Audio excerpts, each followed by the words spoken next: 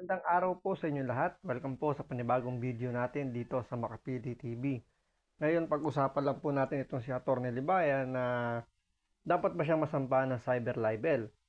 Kasi dito po nag-ugat po to sa doon sa reaction video niya na ginawa ni Senator Rapi Tulfo saan ina-assume niya kasi na, sabi niya kasi hindi niya ina-assume o hindi niya inaako, pero kung panonoorin niyo yung video ng kanyang reaction, ina-assume niya na siya yung sinasabihan o pinaparinggan ni Senator Rapi Tulfo. Tungkol to dun sa sinasabi niyang death wish or death threat. Ngayon, dito tingnan natin o panoorin po ninyo, pakinggan po ninyo maigi, 'di ba? May kasabihan tayo, ang isda nahuhuli sa sariling bibig. Ngayon, ito po yung depensa ni Atty. Libayan. So, panoorin po natin. Ano ba yung pinag-usapan nila dito? Yung pinag-usapan nila dito mga kabats natin ay yung i-damage control, yung ginawa ni Rafi Tulfo sa akin na death wish, kung saan nagkaroon ako ng mga death threats. Okay? Ngayon, parang ang ini-imply nila dito, parang libelous yung ginawa ko. Cyber libel daw. Pwede daw ako pwede daw ako nag-commit ng cyber libel. Ngayon, kung yun ang gusto niyong puntuhin, na pwede akong kasuhan dahil doon sa ginawa ko na yon, ito yung, kaya sabi ko, una-una pa lang, parang cyber libelception, no? Kayo naman, kapag ini-impute nyo na ako ay nag-commit ng isang crime like cyber libel, kahit hindi ko nga ito kinumit, pwede bang kayong dalawa din ay makasuhan ng cyber libel? Kita mo unang katangahan niya dito. Nakarinig ho ba kayo doon sa dalawang nagsasalitang abogado, yung dalawang magaling na abogado ng pangalan niya? Hindi.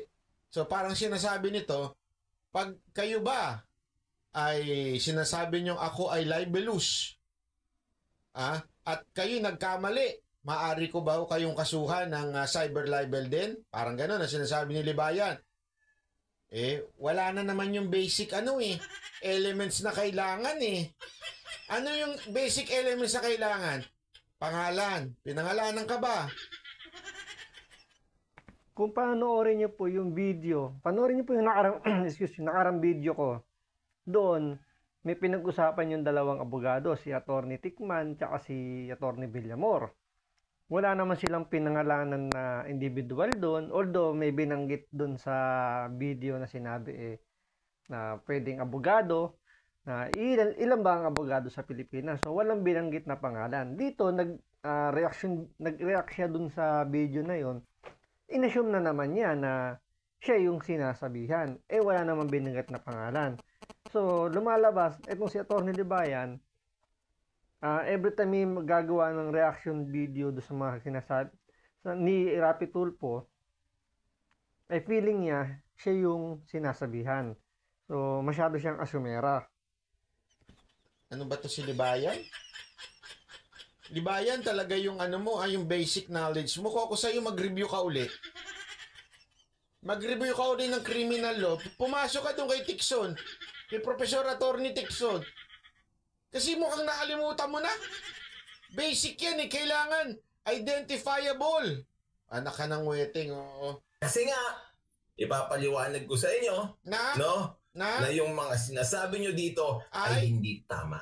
Hindi daw tama. Okay? Sige, anong palusot niya? At pati dito, kay Atty. Tikman, hindi buo yung konteksto na binibigay nyo. Sige, anong palusot? Mga kapatid sa atin, unang-una, may mga nasabi daw si Rafi Tulfo doon sa discussion na yon.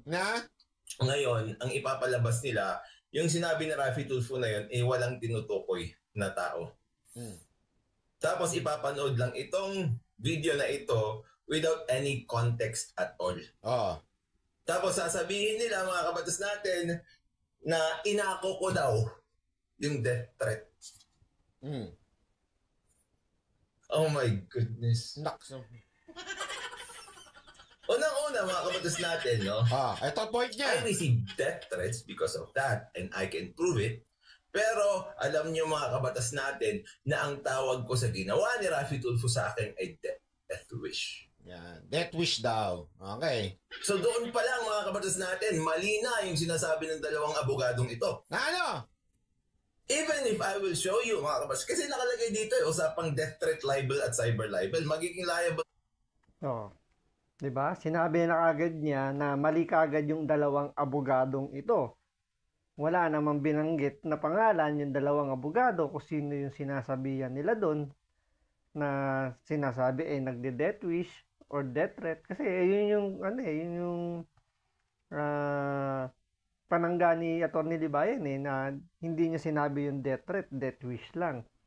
Ang pinag-uusapan dun sa discussion ni Atty. Tikman at ni Atty. Villamor ay tungkol sa death threat. So, tuloy lang po natin ito. Pakinggan nyo maigi.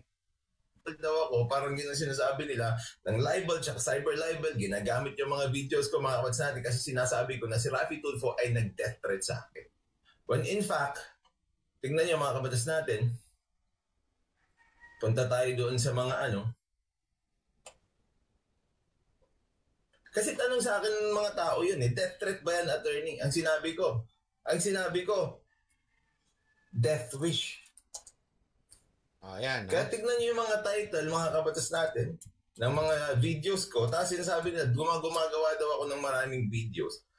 Kung saan, sinasabi ko daw na nag-death threat sa akin si Raffy Tulfo. Ayan daw yung kanyang... Epekto ng death wish. Yan yung title. Epekto ng death wish ni Raffy Tulfo sa kanyang mga followers. Si Fabriat ang pag-downplay sa death wish ni Raffy Tulfo kay Atty. Libayan. Sa madaling salita, ang palusot ni Libayan, hindi naman daw niya sinabing death threat. Ang sinabi niya, death wish. Kasi Pero pansinin nyo, yung mga sinabi ni Atty. Libayan, yung title lang nung video niya doon sa YouTube. Pero kung panonoorin mo yung video niya mismo, doon nyo malalaman kung ano yung mga pinagsasabi ni Atty. Libayan. Siyempre, magkaiba yung title dun sa nilalaman ng video mo sa mga sinasabi mo doon. Diba? Hindi naman yung parehas eh. Kung title pag-uusapan nyo, pwede, sabihin natin puro death wish ang sinasabi niya. Pero pakinggan nyo itong mga video niya na ilalabas ni Banat Bay. death threat, pwede nga naman siya makasuhan doon ng libel. Kasi parang sinasabi niya, nag-death threat daw si Tulfo. Ang palusod niya, hindi ko sinabing death threat. Ang sinabi ko, death wish. Ang death wish ay hindi po makukonsider na krimen, dahil ay hindi naman ito wish mo lang eh. Hindi mo naman sinabing tinitreat mo siya. Okay? So, hindi siya pwedeng kasuhan ng libel. Okay? Ito. Para naman makita natin. Ito yung unang araw ng reaction niya. Yung video niya. Sa bibig niya mismo nang galing ito ha. Pakingge.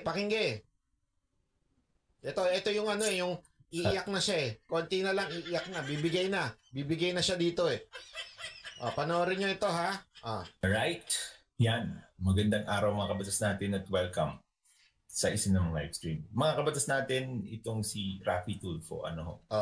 Dito sa Wanted sa Radyo, full episode, October 3, 2023. Kanina lang mga kabatas natin, nagsabi siya o nagbitaw siya ng mga salita patungkol sa akin. Ito nga ho yung video niya. Ito mga kabatas natin.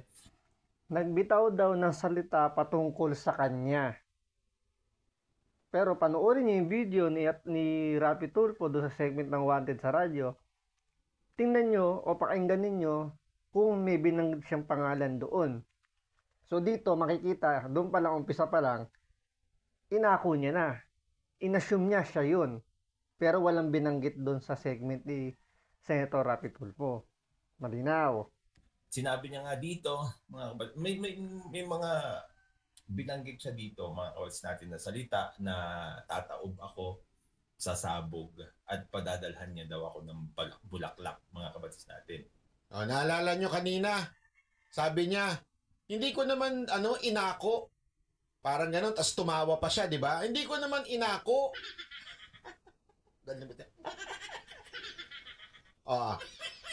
Hindi niya inako. Ito na mismo yung una niyang video. Ano sinasabi niya? Tataob ako. Tataob ako. Inako mo. Ikaw yun. Sinabi mo, ikaw na yun. Sa sabog at padadalhan niya daw ako ng... Ako. So, inako mo.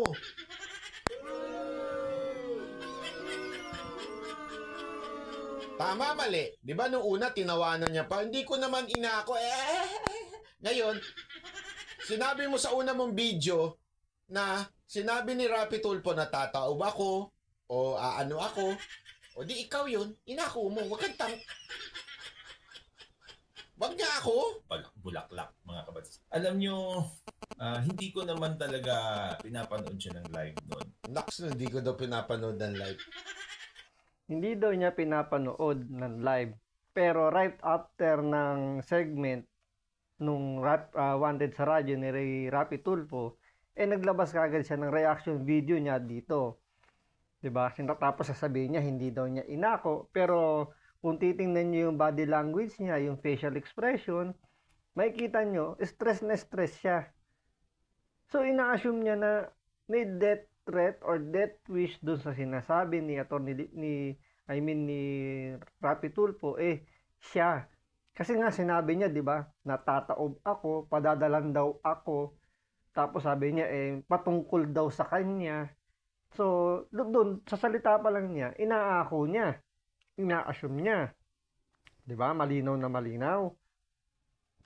Sino maniniwala sa iyo?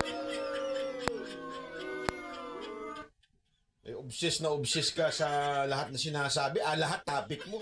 Hindi mo pinapanood ng live.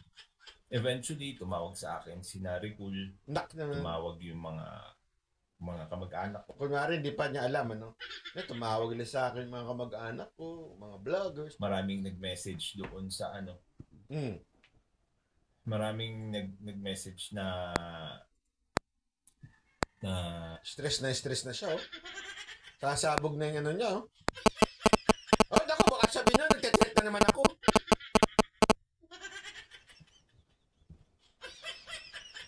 Iiyak na siya, no? Grabe, no? Nag-threat nga sa buhay ko itong si Rapi Tulfo. Narinig niyo? Nag-threat daw sa buhay niya si Rapi Tulfo. Hindi nag-death wish sa buhay niya. Nag-death threat sa buhay ko. Threat nga. Nag-threat nga. Itin natin. May mga nag-detect sa kanya, sinabi na nag-threat nga.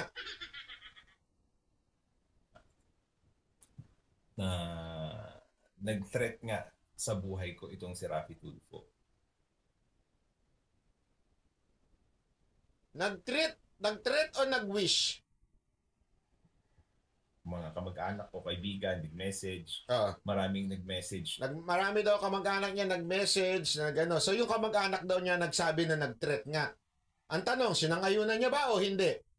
Ulitin natin, ha, para malinaw. Sinabi daw ng mga vloggers o mga kusino man, kaibigan niya, mahal niya sa buhay, tinawagan daw siya at sinabi nila na nag-threat nga si Rapi Tulfo sa akin. Ibig sabihin, galing sa iba. Galing sa iba, ha? Ang tanong, sinangayunan mo ba? Antayin natin, panoorin natin. Doon sa ano, maraming nag-message na nag-threat nga sa buhay ko itong si Rapi Tulfo. Okay.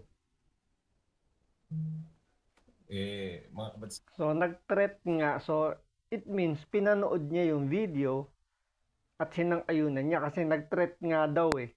So, ibig sabihin, kasi hindi naman pwede sabihin, sabi nila, tinret daw ako ni Rapi Tulfo. Ang sabi niya, may threat nga sa akin si Rapi Tulfo. Di ba? Doon pa lang makikita niyo na nahuhuli siya sa mga salita niya, hindi sa title ng video niya.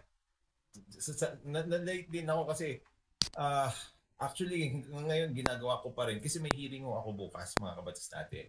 Ngayon dahil sa threats ho na natanggap ko dahil sa ginawa ni Rapi Tulfo na ito, ang dami na hong... dahil nga sa threat na natanggap ko, dahil sa ginawa ni Rapi Tulfo, hindi daw threat yung sinabi niya, wish. Dahil nga sa threat na natanggap ko, dahil saan? Sa sinabi ni Rapi Tulfo, hindi wish, threat. Although, pwedeng may lusot siya dyan. Sabihin niya, yung threat na natanggap niya ay hindi galing kay Tulfo, galing sa iba. Pero sinasabi niya na nakatanggap siya ng threat because of sinabi ni Rapi Tulfo. Tuloy. Threats na sinesend ho dun sa mobile number namin. Tapos sa email din. Kaya ngayon, kailangan ko gumawa ng manifestation tsaka motion sa korte na kung pwede video conference ang palusot niya, kasi may kaso daw siyang inaatenan ngayon, baka daw pwedeng video conference na lang kasi nga may nag-threat daw sa kanya.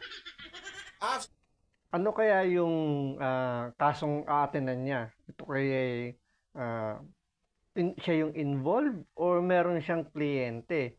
Kasi ang balita ko, sasampahan daw ng kaso ng cyber libel. Meron daw sasampahan na cyber libel si Senator Rapi Tulfo. Pagkakaalam ko kasama yung mga vloggers na nagpapakalat na sinasabi nga nag-death threat daw si Rapi Tulfo. So dito pa lang hindi natin sigurado yung sinasabi ni Atty. Libayan na aatenan niya ng hearing is para sa kanya o para sa kliyente niya. Kasi nga ang bali-balita na magsasampa nga raw ng cyber libel complaint si Rapi Tulfo. After the video of Rapi Tulfo, okay? So medyo ano pa yon, medyo sige, lulusot pa yon. Ika nga, bakit? Hindi mo naman sinabing direkta na tinret ni Tulfo ikaw. Lulusot pa yon. O sige, antayin natin. Ang pag-attend ko sa sa hearing bukas kasi nga ho dito sa nangyari na ito, mga kapatid natin na ginawa ni Rapi Tulfo. Kaya pagpasensyahan nyo. Ito na. Yung sa talagang sinabi niyang direkta. Okay? Kasi tandaan natin, dalawa yung sinabi niyang threat. Threat, una, na natanggap niya sa mga kaibigan niya at mahal niya sa buhay. Na sinabi daw na si Tulfo nag-threat sa kanya. Hindi pa sinasang-ayunan yun. Although, parang sinang-ayunan niya na kasi sinasabi niya ngayon na nilalakad niya sa korte na kung pwede, wag na lang siyang umappear doon sa case na ina-handle niya kasi nga daw may mga threat na siyang natatanggap. Okay? So wala pang direkta na sinasabi niyang si Tulfo ay nag-threat sa kanya. Pero ito na yung ending. Pakinggan ninyo. Yung bang sa sobrang gigil na kumbaga, Shari, ba't tuwan-tuwa ka, Shari? Ginawa na ng mission sa Yan ba't tawang-tuwa ka, Shari? Tignan nyo. buhay, yung magalit. Tingnan niyo, So, makikita mo yung gigil talaga. So, darating yung time, baka sumabog na. Pati yung sabog na yan, mga kabatas natin. Yung gigil. Sumasabog ba yung gigil? Ano bang sumasabog? Bomba. Baril.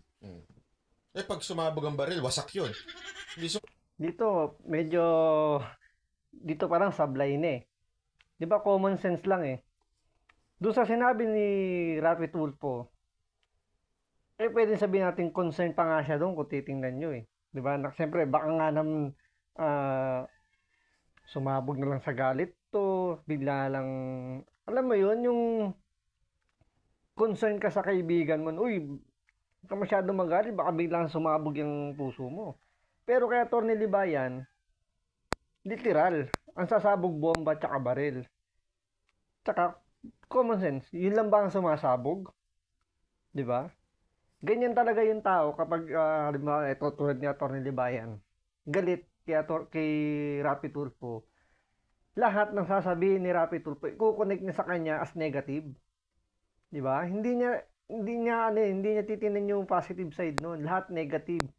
Lahat i-assume niya siya. Doon wala nga binanggit na pangalan di ba? Masabog yung puputok yun. Eto ha. Eto, pakinggan nyo. That's a death wish. Ako handang magpadala ng bulaklak. Sinasabi niya, that is a death wish. Ako handang magpadala ng bulaklak. Sino nagsabi nun? Si Tulfo. Handang magpadala ng bulaklak. That's a death wish. Kasunod. That's a death threat.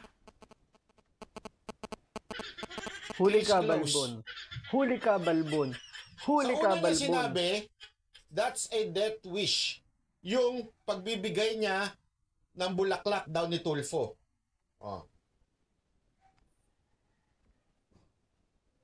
That's a death wish. Ako handang magpadala ng bulaklak. Ano pa, aside from death wish, ano pa yon? That's a death threat. O, di ba?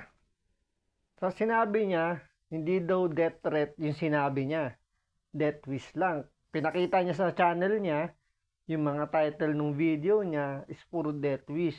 Pero dito, nanggaling mismo sa bibig niya, it's a death threat. So, dineath threat siya ni Raffy Tulfo. Huli ka, Balbon. Marami pa siyang video na sinunod. Di ba? Marami pa siyang sinunod after nito. Pero dito pa lang, wala na. Huli ka. Sabi, huli ka, Balbon. Totoo yun. Ulitin natin ha, baka sabihin nyo hindi eh. O, ito, pakinggan nyo. Ang tinutukoy dito yung pinlay ni Raffy Tulfo na pagsabog. O. Late. So, yung, makikita mo yung gigil talaga. So, darating yung time, baka sumabog na. Pati yung sabog na yan, mga kabatas natin. Yung gigil. Sumasabog ba yung gigil? Ano bang sumasabog? Bomba. Baril. That's a death wish. Ako handang magpadala ng bulaklak. That's a death threat.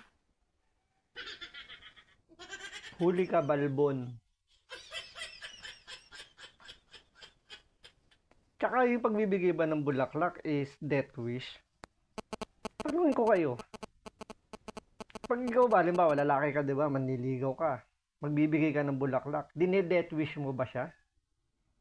Halimbawa, yung mga politiko, di ba? Pag may namamatay na constituent nila, nakaburol, pinadadala nila ng bulaklak. Dineath wish ba yun ng politiko na yon? Common sense. Di ba? Kaya Atty. Libayan, tinitake niya kasi na siya yung sinasabihan dito. Ni wala nga binanggit na pangalan. So, ina-assume niya na yung padadala ng bulaklak is dineath wish siya ni Raffy Tulfo. And eventually, sinabi niya, it's the death threat. So, shoot sa banga para sa cyber libel. Sabi, Sir, pa-object lang po. Hindi po lahat binibigyan ng bulaklak gusto mamatay. Bakit yung jowa o asawa o magulang mo binibigyan? Iba namang usapan to. Kasi sinasabi dito, yung sinabi ni Tulfo. Ngayon, baka sabihin ninyo, kasi may cut yun. Hindi, kaya ko lang kinat yun. Kasi mahaba pa yung sinabi niya. Pero eto, papakita ko na lang yung buo. Ito maganda kay Banat Bay. Ipapakita niya ng buo yung video na walang cut. Para malinaw na talagang sinabi yun ni Atty. Libayan. Yung ibang vlogger kasi sinasabi, may cut kasi. Kinat nila yung video. Hindi naman talaga literal na direct ang sinabi. Kinat lang yung video. So ito, ipakikita ni Banat Bay yung buo. Baka kasi sabihin ninyo, pinutol eh. Wait lang ha. Pakita ko na lang sa inyo yung buo. Saan na yun? Ito yung buo na yun ha. Alright. Wait lang Yan. po. Magandang araw mga kabatas natin at welcome sa Isinong live stream. Para, mga kabatas natin, itong si Raffy Tulfo. Ending part. Dito sa Wanted sa radyo. Sa ending niya kasi sinabi yun. October 3, 2023. Okay. Kanina lang mga kabatas natin. Ayan. Ang haba kasi ng post niya dito, nakakairita eh. Ito, walang cut to, buo to. Ha? Stress na siya dito eh. Natataranta na si mama oh. Yung konteksto nito makikita nyo naman eh. Nag-usap sila tungkol kay Fabri. Nag-usap sila tungkol sa akin na ito. So pakinggan nyo lagi sinasabi niya patungkol sa kanya. Sina-assume niya na siya yun. Kasi sabi nga niya, sabi daw ng mga kamag-anak niya, ng mga kaibigan niya, ng mga vlogger, siya yun. So inako niya rito na siya yung sinasabihan ni Raffy Tulfo even though walang sinabing pangalan ha. Pakinggan yung mabuti. Inaako niya, ina-assume niya. So pakinggan na, tuloy natin tong yung walang cut na video.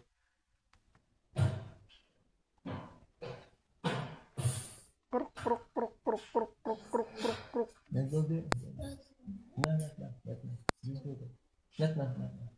Not now. Okay. Kausap niya yung anak niya. Yeah. Ito, ha? Okay mga kabatas natin, lipat tayo sa kabila. Ay, mali. Sorry. Ang tagal kasi ng post nitong... Hindi pa yan mga kabatas natin. Ito. Yan. Ano makakampi sila? Makabalang isang araw. Tumawag na lang. Awag naman. Hindi. Na, Jerry, ba't tuwan-tuwa ka, Jerry? ginawa na ng mission sa Yan ba't tawang-tuwa ka, Shari? Tignan nyo. buhay yung magalit. So, makikita mo yung gigil talaga. Ayan, So, darating yung time, baka sumabog na. Okay. Pati yung sabog na yan, mga kabatas natin. Yung gigil. Sumasabog ba yung gigil? Ano bang sumasabog? Bomba. Baril.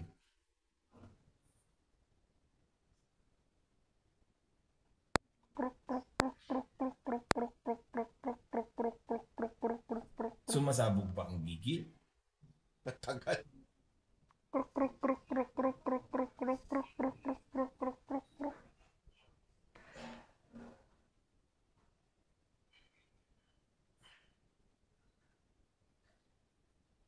Sumasabog ba ang gigil?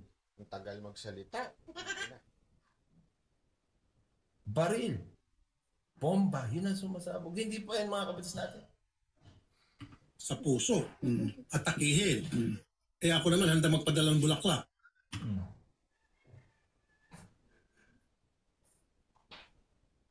Isn't that a death wish to someone?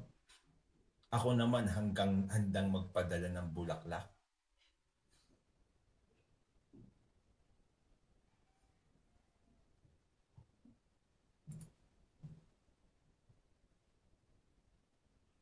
He's wishing me to die.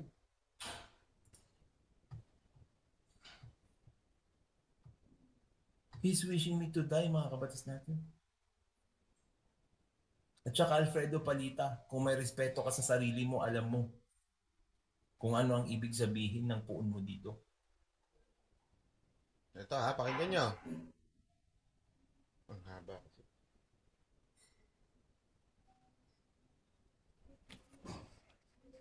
That's a death wish. Ako handang magpadala ng bulaklak. That's a death threat. Walang posuyo, walang cut. Diba? Alinaw ho, sabi niya. That's a death wish. Handa magpadala ng bulaklak. That's a death wish. That's a death threat. At saka, pakinggan yung maigi Ako handang magpadala ng bulaklak. Ibig sabihin, magpapadala ka lang ng bulaklak. Iba yun sa sinabing, padadalang kita ng bulaklak. Magkaiba, di ba? Padadalang kita ng bulaklak. Doon, pwede mo sabihin na, sige, may death threat or death wish doon.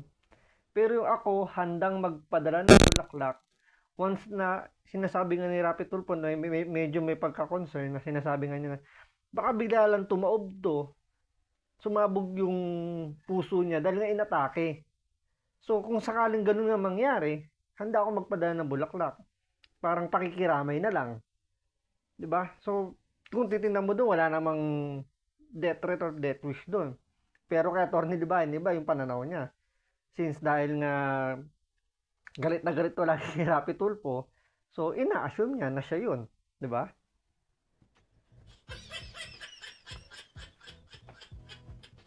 Wishing is not a crime. Kaya nga tama naman po yun. Pero ito sinabi niya Sinabi niya death threat Di ba? Ang haba ng ano niya dito, post niya dito. Nakakaawa na. Sa sobrang stress niya at talagang konti na lang bibigay na yung puso niya, talaga nga namang ayun na, nasabi niya na nag-threat nga.